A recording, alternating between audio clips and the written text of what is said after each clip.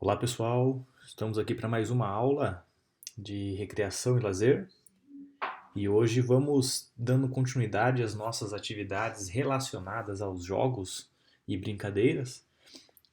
Aula passada falamos sobre os jogos de cartas e hoje nosso foco será falar então sobre os jogos de tabuleiro. É um conteúdo extremamente divertido de dar aula para vocês, foi muito bom rever algumas coisas. E ao mesmo tempo que eu acho que é fundamental na nossa área, eu já bati nessa tecla aula passada e vou continuar reforçando a importância de termos outras opções de mercado, né? Dentro da recreação e lazer, os jogos de tabuleiro estão muito presentes e a gente precisa entender um pouquinho mais sobre eles e como usá-los, né? Semana passada, na última aula, nós falamos sobre o que era jogo. E como eu falei para vocês, nós vamos continuar reforçando esses conceitos e ideologias, sempre agregando com um outro conteúdo, né? Então algo mais conceitual e algo mais prático. E se vimos que os conceitos acerca de jogos semana passada, hoje vamos falar um pouquinho sobre então o que é brincadeira. É, Nós tivemos no primeiro bimestre um pouquinho de definição de jogos e brincadeiras, mas agora vamos então, como fizemos semana passada, adentrar ainda mais nessa conceitualização e entender um pouco mais o que é brincadeira. Então, afinal de contas, o que seria brincadeira? Basicamente, ela se distingue por alguma estruturação e pela utilização de regras. A brincadeira é uma atividade que pode ser tanto coletiva quanto individual. Na brincadeira, a existência das regras não limita a ação lúdica. A criança pode, inclusive, modificá-la, ausentar-se quando desejar, incluir novos membros, adotar próprias regras e, por fim, existe maior liberdade de ação para essas crianças. E quando a gente diz criança, né, a brincadeira está associada sempre à criança. Inclusive, esse termo do Portal da Educação, ele refere-se sempre à criança, mas quando a gente fala de brincadeira, ela não se limita a esse público. Jovens, adultos, idosos, todos podem e devem brincar. Brincar faz parte da essência humana, né? Nós precisamos estar sempre brincando. E a brincadeira, então, ela nem sempre apresenta uma evolução regular, ao contrário dos jogos, né? Que você tem regras básicas, como seguir, final, vencedor, perdedor. Na brincadeira não se segue necessariamente essa mesma lógica, né? Então elas são muito mais livres em relação à regra. Pode ter regra, mas não precisa, né? E as brincadeiras sem regras são individuais, e o grupo só pode existir já que sugere regras, né? Então, a partir do momento que tiver um grupo, a brincadeira tem algum mínimo possível, mas tem regra. Ser individual, não. Por exemplo, uma criança, um jovem brincando com um boneco, alguma coisa nesse sentido, não necessariamente vai ter regra, né? Ele está criando naquele momento para fazer, para se divertir, enfim. Não necessariamente a brincadeira tem um final pré-estabelecido, né? Ela pode ter, mas pode não ter, depende da motivação e interesse de quem está participando. Talvez uma brincadeira termine, talvez não. Às vezes o participante sai da brincadeira, volta para a brincadeira, como a gente viu na definição anterior, depende do tempo, do clima, do que se quer fazer, né? E eu acho interessante que a consequência das brincadeiras ela pode ser muito mais desvinculada de padrões, tendo consequências imprevisíveis.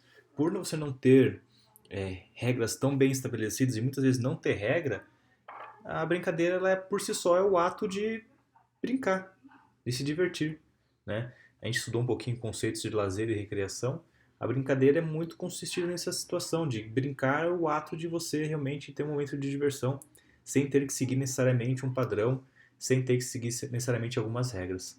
Basicamente isso é brincadeira. E que para a brincadeira possa acontecer, nós temos os brinquedos, né?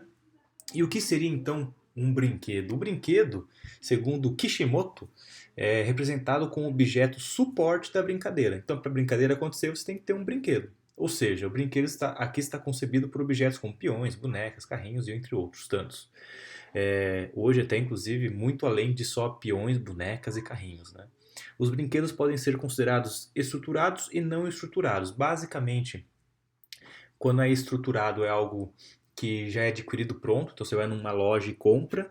E, ainda segundo Kishimoto, os não estruturados não são provenientes de indústria, ou seja, você pode fazê-los, construí-los, né? Então, ambos os brinquedos eles têm os seus benefícios.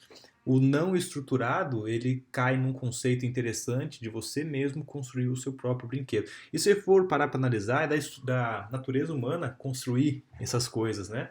Reparem bem, quando você tem um filho, um sobrinho, um amiguinho, enfim, você dá uma caixa de brinquedo, uma caixa velha, muitas vezes vai se divertir mais do que com o brinquedo que está dentro da caixa, né? Então é da natureza humana usar a criatividade e a imaginação para poder se divertir, e aí que entra os brinquedos não estruturados.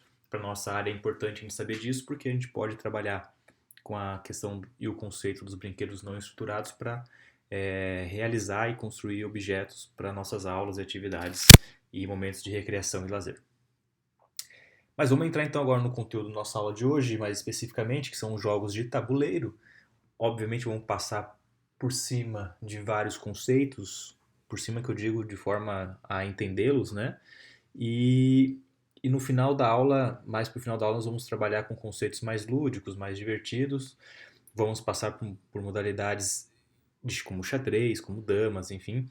Mas antes de entrar especificamente nesse conteúdo, acho interessante entendermos um pouquinho o que seria então a definição para jogos de tabuleiro, que basicamente é uma proposta de entretenimento que utiliza normalmente um tabuleiro e algum tipo de complemento, como dado, carta ou ficha, seguindo uma série de regras e instruções. E basicamente os participantes têm que alcançar algum objetivo para obter a vitória. Em cada proposta é utilizada alguma habilidade intelectual ou manual, uma boa memória, uma estratégia adequada, a certa rapidez de tomar decisão, e em certas ocasiões o mecanismo do jogo se baseia nas regras do azar. O que é a regra do azar? Se jogar um dado, por exemplo, né, a gente não sabe exatamente o que vai acontecer. Trata-se de uma alternativa lúdica ideal para compartilhar com família ou entre amigos nos nossos momentos de recreação e lazer. Muito bacana. Historicamente, pessoal, eu não vou ficar lendo aqui para vocês, né? Você tem esse material aqui para vocês, vocês têm esse material para tirar dúvidas, mas historicamente a construção dos jogos de tabuleiro vem também desde, olha, milhares de anos atrás, né? Como a primeira descrição ali dos livros dos mortos do Egito Antigo, que já falava sobre situações de jogos, né? De tabuleiro. Eu trouxe aqui a imagem particularmente de dois jogos que eu conheço, não sei exatamente como as regras a fundo, mas são jogos que eu, por acompanhar um pouco mais a cultura oriental, eu conheço, que é o Gamão e o Shogi, ou Shoji. São jogos asiáticos, japoneses, que tem uma história bem bacana, que muitos deles são presentes nos desenhos, animes e filmes japoneses, né? Mas são complexos e são muito antigos. E o que é interessante também, ainda um pouco no aspecto histórico dos jogos de tabuleiro, é que quem pesquisa, quem estuda isso, consegue fazer uma análise, né, chegar à conclusão que ao longo dos anos da história, basicamente esses jogos tiveram suas relações com guerras, né, com as táticas militares. Tanto aqueles jogos que eu trouxe agora há pouco dos jogos japoneses, mas também os jogos mais atuais. O próprio xadrez, né, é um jogo que basicamente reflete uma situação de guerra. E obviamente, ao passar dos anos, isso aí foi se tornando práticas de passatempo, de lazer, de diversão, entre e pós-guerra, obviamente, né? Falando no xadrez, talvez seja uma das modalidades de jogos de tabuleiro mais famosas do mundo, né? Com a mesma regra, com o mesmo padrão. E falando nela, o xadrez, inclusive, é muito utilizado nas escolas. Talvez alguns de vocês tiveram o xadrez. Eu tive, além de ser junto com a aula de educação física, por um breve período, não vou nem lembrar quando, no ensino fundamental eu tive, ou no médio, mas eu tive a disciplina de xadrez, que era separada da educação física, inclusive. Então foi um momento que foi bem interessante, inclusive, ter as aulas de xadrez, o ato de aprender e tal. E o xadrez, então ele é ótimo para exercitar os dois lados do cérebro, sendo praticado mundialmente por jogadores de todas as idades, de criança a idoso. O xadrez, pessoal, na história ele teve diversas definições como ciência, esporte de raciocínio, passatempo, arte, jogo e vários outros. Se bem interpretado, pode ser utilizado como instrumento eficiente para desenvolvimento e aprimoramento de habilidades. Eu acho que não precisa nem ser tão bem interpretado assim. Eu acho que só o ato de você jogar o jogo do xadrez, entender as regras e participar, já te propicia, sim, uma série de habilidades. Para quem não sabe jogar xadrez, o que é uma pena, vá aprender agora, porque é um jogo fantástico, sensacional, você pode jogar a qualquer momento e ele de fato estimula muito o raciocínio. É impressionante quem tem a habilidade de jogar o xadrez. Os grandes jogadores profissionais, eles conseguem planejar na sua cabecinha cerca de 100 jogadas à frente, né? Então eles estão realmente, a estratégia deles é extremamente avançada. Tem uma série de jogadas combinadas que existem, que tem nome, mas o básico para aprender é simples. Basicamente você precisa entender quais são as funções de cada uma das peças. E nem são tantas, além dos peões, tem a torre, tem o cavalo, tem o bispo, tem o rei, tem a rainha. É simples, né? Então são 5 funções diferentes de peças, então não é nada muito complexo, nada que você não consegue pegar fácil. Claro que aí pegar as estratégias, a manha do jogo, isso aí leva tempo, mas o básico do jogo para iniciar. E hoje você joga o xadrez online de forma muito fácil, muito fácil. Qualquer site tem esse site de jogos online, você consegue jogar. E quando eu digo online, é você contra a máquina ou você contra as pessoas ao redor do mundo. Inclusive, o xadrez para cego é muito difundido de forma online, né? Porque as pessoas não precisam necessariamente se encontrar. Alguns campeonatos, para você chegar a disputar etapas regionais e nacionais, você precisa participar de algumas etapas online. Bem interessante, bem bacana. Então, mais uma definição, né? O xadrez é uma modalidade esportiva, podendo ser comparada com qualquer outra modalidade. Eu também concordo com isso. Inclusive, no Ministério do Esporte, ele é considerado um esporte. Então, aqui no Brasil, o xadrez é considerado uma modalidade esportiva. Inclusive, recebia bolsa, né? O Ministério do Esporte, por um tempo, deu bolsa atleta para jogadores de xadrez, né? É comum pensar que para ensinar xadrez é preciso ser um excelente jogador e não tem nada a ver, né? Você, inclusive, lembro muito bem a professora que eu tinha, era uma professora de educação física que entendia do xadrez, mas não era uma exímia jogadora, né? Ela entendia das regras, dos conceitos, estudou isso e aplicava na sala de aula. Então, qualquer um apenas que conheça as regras e, claro, tem uma certa intimidade, jogue, ou consegue passar. Não precisa ser exatamente o melhor jogador do mundo, né? O xadrez também, se vocês pesquisarem na internet, vocês vão encontrar uma infinidade de tabuleiros, cada um mais divertido que o outro. Eu gosto de trazer esse exemplo aqui do Super Mario, né? Que é uma forma bem lúdica de ensinar a criança a jogar e até motivar ela a jogar, né? Principalmente quem gosta dessa questão de jogos eletrônicos, então eu acho bem interessante. E uma outra e ótima forma de ensinar jogos de tabuleiro são os tabuleiros gigantes ou os tabuleiros vivos, como nós vamos ver. São formas de você. Eu trouxe esse exemplo que é uma definição, uma fala de um professor, né, que trouxe um relato de como ele adaptou algumas situações, como por exemplo o jogo da velha, né, além do jogo do xadrez, para essa situação. O xadrez ele é muito comum, a gente encontra no mundo algumas praças e parques e escolas que tem o xadrez gigante, né? O xadrez em tamanho, não digo real, né? Maior. É... Inclusive a percepção de jogo muda, né? Quando você está no tabuleiro ali na sua frente e você precisa de um espaço maior, né? A tua percepção de jogo ela se torna totalmente diferente, mas até talvez mais motivante, né? Para as pessoas, inclusive, acompanhar o jogo. Você pode jogar em duplas ou trios, e isso se torna bem bacana. Você vê aquela peça maior, você conseguir andar pelo tabuleiro, muito interessante. Esse mesmo professor daquela citação, ele trouxe algumas adaptações para aprender a jogar, como um quadro magnético, né, que você consegue colocar peça, então você aumenta o campo de visão do aluno para que mais alunos acompanhem ao mesmo tempo uma aula, uma situação. Então são atividades bem interessantes que podemos fazer. O jogo da velha também. Esse jogo, o jogo da velha especificamente, nós conseguimos fazer em várias modalidades esportivas, em escolinha, em clube, como forma de aquecimento, por exemplo, né? O aluno vai, corre, volta, põe uma peça, joga um bambolê, joga uma bolinha. Nesse caso aqui tem a garrafa PET. Alguns alunos já me apresentaram, inclusive, como forma de aquecimento isso, em algumas atividades práticas que fizemos em outros anos, né? Porque é uma atividade bem interessante. E além do tabuleiro gigante, dá para fazer o xadrez vivo, né? Com as pessoas sendo as peças. Então, cada uma sendo registrada com uma peça, para representar se é o cavalo, se é o peão, e fazendo o movimento. Então, nada melhor para fixar um jogo de xadrez do que você ser a peça e você produzir um movimento técnico, né? Então, é muito interessante as possibilidades que nós temos com o xadrez. Uma variação do xadrez que é muito interessante, mais fácil de se jogar é a damas. E aí nós vamos entrar aqui agora, antes de falar no resto, né?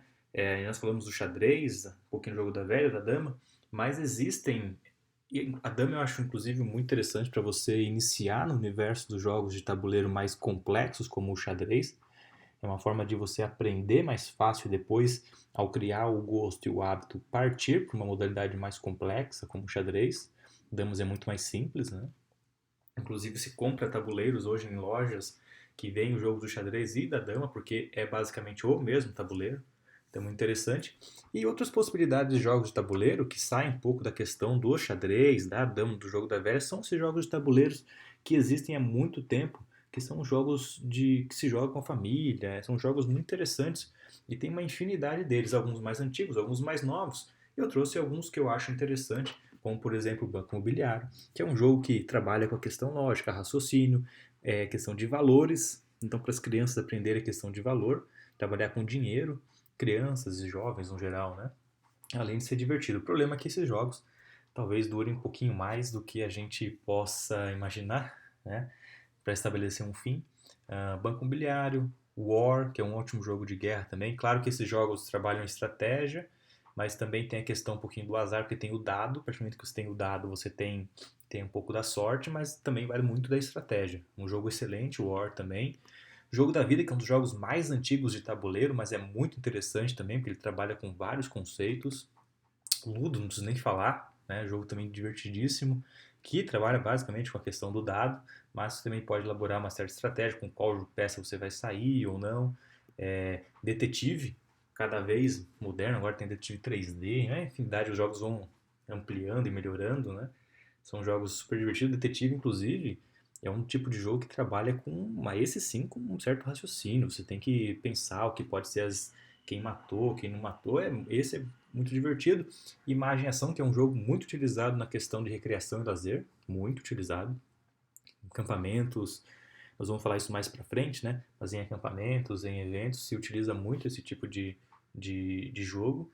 Cara a cara, o da imagenzinha do lado ali, pessoal, é o que eu tenho na minha casa, inclusive. Antigo, antigo.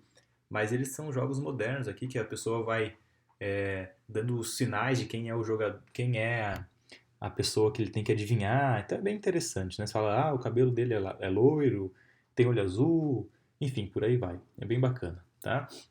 Uma variação interessante desses jogos de tabuleiro, que são particularmente muito divertidos, são os role-playing games, os famosos RPG. Talvez muitos de vocês não jogaram, talvez muitos de vocês nem conheçam, porque é um tipo de jogo que é bem voltado para um público específico, tá, pessoal? Não são muitas pessoas que jogaram. Basicamente, role-playing game significa uma tradução mais literal, né, que é o jogo de interpretação de papéis ou jogo de interpretação de personagens. Então, um grupo de amigos se reúne para construir uma história, como se fosse um teatro de improviso. Existe alguém que comanda isso, que é o narrador ou o mestre, que vai explicando o desenrolar do jogo, da trama. E existem as pessoas que estão de fato jogando e são alguns personagens com habilidades, poderes. Um dos jogos, um role-playing games mais tradicionais que existem é esse aqui, que é o Dungeons and Dragons. Que sim, é baseado, ou melhor, aquele desenho, lembra o Caverna do Dragão? Que vocês assistiram? Antigo, antigo, antigo, mas passa até hoje na TV.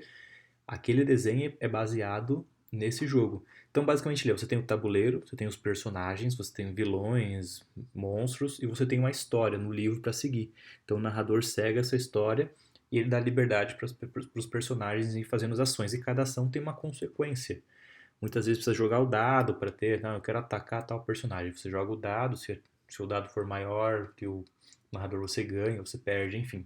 Aqui é um exemplo bem simples que eu retirei de um site, que ele fala um pouquinho sobre essa questão, um pedacinho, um trechinho, né, um segundinho de jogo. Então tem o narrador e tem ali o Pedro, o Hugo, o Jorge e a Bianca, que são jogadores, e aí o narrador pergunta que caminho seguir, e aí cada um toma uma opção, a decisão. Muitas vezes a decisão tem que ser em conjunto, e a decisão errada pode fazer com que todos percam, a decisão certa faz com que eles avancem na história. Realmente é algo muito complexo, mas é muito bacana de quem gosta desse tipo de situação. E esse daqui, que é o do Dungeons and Dragons, é só um exemplo. Temos vários outros jogos que trabalham com vários outros conceitos do roleplay, do RPG, né? Pode ser coisa espacial, coisa medieval, enfim, tem vários assuntos e é bem interessante. Para concluir, pessoal, eu gostaria de trazer para vocês um canal no YouTube, esse Rafael Studart. Ele tem um canal Ele tá mais famoso agora porque ele faz parte daquele grupo do Castro Brothers que faz aquele dos trocadilhos, sabe? Então ele ficou um pouquinho mais famoso agora, mas o canal dele, a essência, é trabalhar com jogos de tabuleiro, e assim, uma infinidade de jogos de tabuleiro, um mais interessante que o outro. Quer dizer, alguns nem tão legais assim, mas a maioria são jogos bem interessantes, ele traz algumas pessoas para jogar com ele, então é bem divertido. Recomendo assistir, é bem bacana, né? Eu gosto de ver quando ele traz o pessoal para jogar. Os primeiros 10, 15 minutos ele explica a regra do jogo, depois ele jogando com a turma e relembrando as regras, é bem divertido. Tá? Então recomendo esse canal para vocês. Aula que vem vamos falar um pouquinho sobre os jogos eletrônicos, mais voltado para esse contexto. Né? Eu sei que nós já tivemos em disciplinas de didática, para quem já teve, para quem terá aula de didática comigo, vai ter o conceito de, da gamificação para aula para usar nas aulas, né? Mas os jogos eletrônicos voltados para recreação e lazer é um outro foco, é um outro objetivo, e nós vamos falar na nossa próxima aula, tá bom? Pessoal, muito obrigado pela atenção de todos, eu espero que vocês tenham gostado. Teremos nossa aula ao vivo sobre esse conteúdo, podemos e devemos conversar bastante sobre todas essas possibilidades e logo passarei para vocês a prova prática e o objetivo de cada um, que vai ser em relação um pouco a jogos de carta, jogos de tabuleiro, tá bom? Então nos vemos na próxima aula, fique com Deus e até mais.